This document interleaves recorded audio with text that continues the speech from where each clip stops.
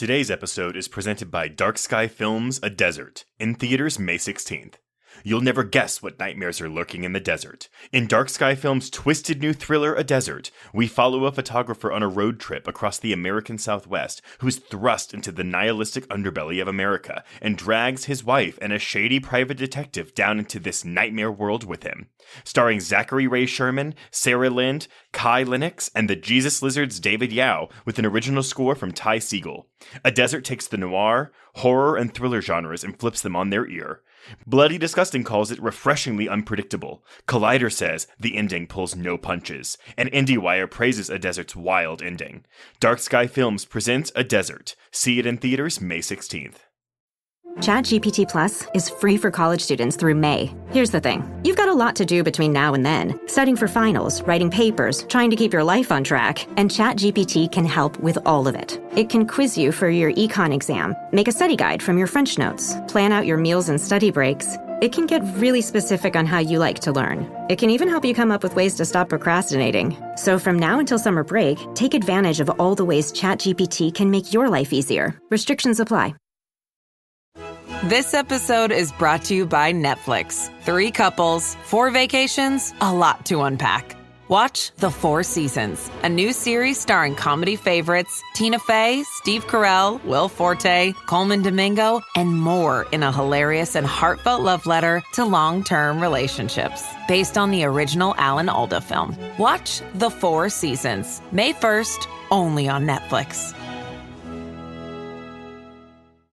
Hello, everyone. The clip you're about to hear is from one of our exclusive Patreon episodes, and just like all of our other episodes, it will include major spoilers. You've officially been warned. If you'd like to hear the episode in full, just head on over to patreon.com/horrorqueers and subscribe today to get hundreds of hours of exclusive Patreon content, all for just $10 or less.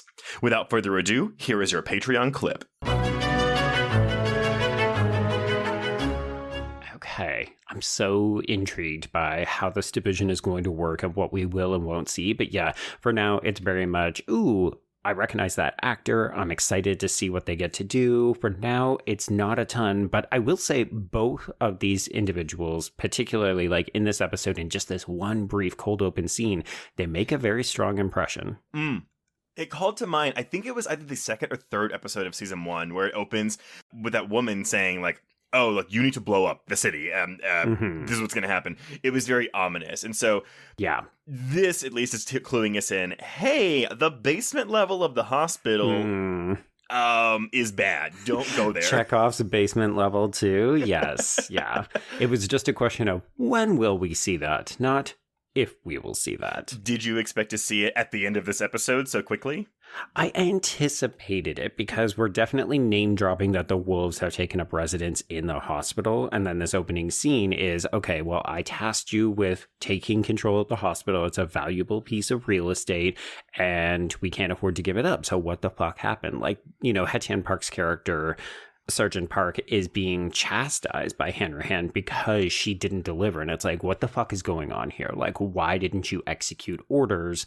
And then we realize, like, I just even love the way that this ends. You know, we hear, oh, we lost Leon. He's our most valuable person. And you're like, who? What? You know, it's not like, oh, it's so difficult to understand what's going on. But also they're talking about people we don't know. And fully half of the characters in this scene are new. And we met Hanrahan for a brief moment, I want to say, last episode. Yeah, absolutely. But I fully agree with you. The gut punch of this character we've never met before. No. Just being told, oh, I'm really sorry about your son. We put it together. Oh, Leon, the best one in the crew, is this woman's son. And yeah, who she didn't kill him outright, but she locked him down there because it was, oh, they are gone. They cannot be rescued.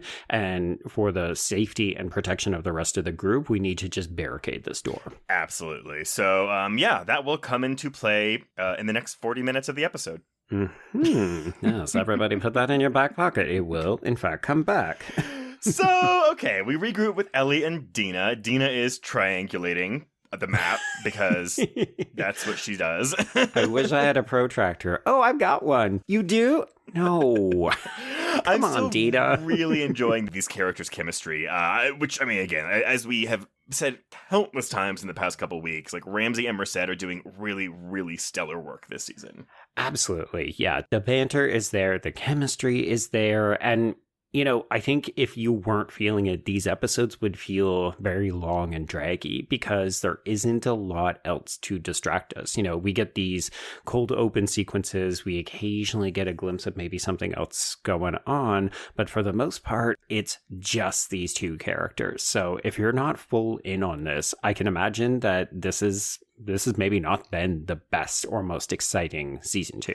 And I think it's also, this episode kind of redoes stuff from last week, which is maybe why it's not as fully effective for me. Like, you know, we have Ellie going to play the guitar again. And right. I get it, you know, we're doing more Joel connections. But this just felt like a lesser version of the Take On Me scene from last week.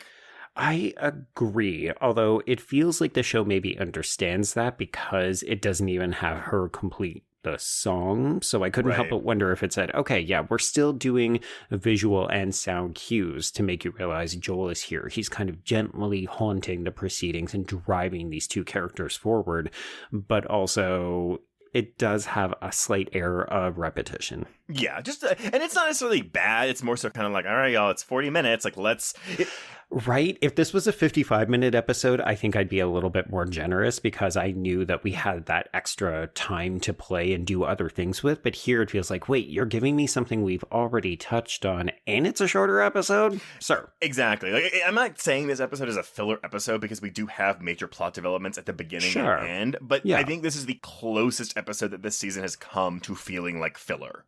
Right. And to be honest, I would have kind of expected that to have been the last episode because it's the hump over the front half and the back half of the season. I was expecting this to be a bit more of a ramp up. Yes. And I think, though, it's because, again, we're doing Seattle day 1, day 2, day 3. So this is day 2. We can't have too many things happen because we're going to get to day 3. Okay. Are you tipping things off again? No, I mean, that's just, I mean, I'm just thinking like from a story standpoint, like, or like a trilogy or a 3-act structure, you know, it's like, oh, this is the middle. Like, it's not going to be as big as the end, you know?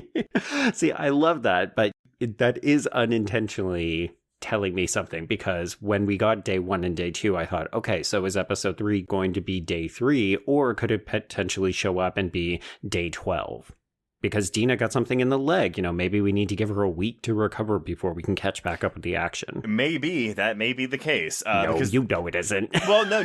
Because here's the thing, and I love this. A commenter commented on last week's episode saying how it was really interesting to watch, like, the changes from game to show and how they kind of butterfly effect throughout the narrative of the show. Right. And that, I think, is the most evident in this episode. Not negatively per se, but it's like these little things. So, and I didn't bring this up last week because I was afraid to be a spoiler, but now I know it's not. So, like, you remember how I said last week, oh, in the book, it's Maria who helps Ellie and Dina, like, get out of the city. They get out of Jackson. Right. Okay. So I didn't say what actually happened was that Tommy in the game leaves ahead of time. He sneaks out and he's going after Abby. And so Maria goes to Ellie and's like, he left me this note. He said, don't let Ellie come after me. I'm going to take care of it. And she's like, here, take your shit, go after him, get it done, come back alive.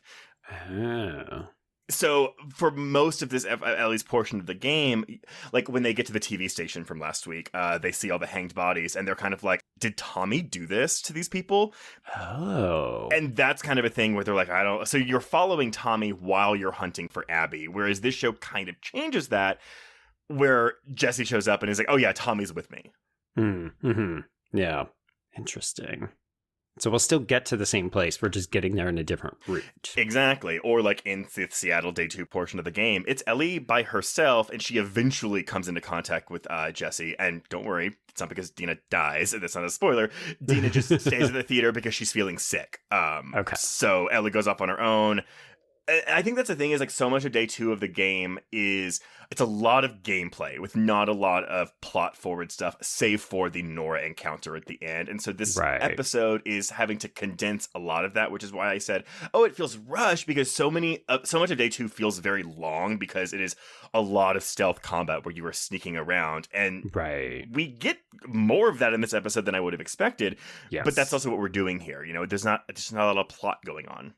Yeah, and I guess at the end of the day, you don't want an entire episode that's just Ellie sneak stealth, Right. attacking people. Like it would be an interesting piece in terms of like how do we achieve this technically. I could imagine the show taking something on where it's virtually no dialogue and it's all action, but it also feels like that's not really the way that they're approaching the material. So Right. that would have to be a quote unquote very special episode. Yes, very much so.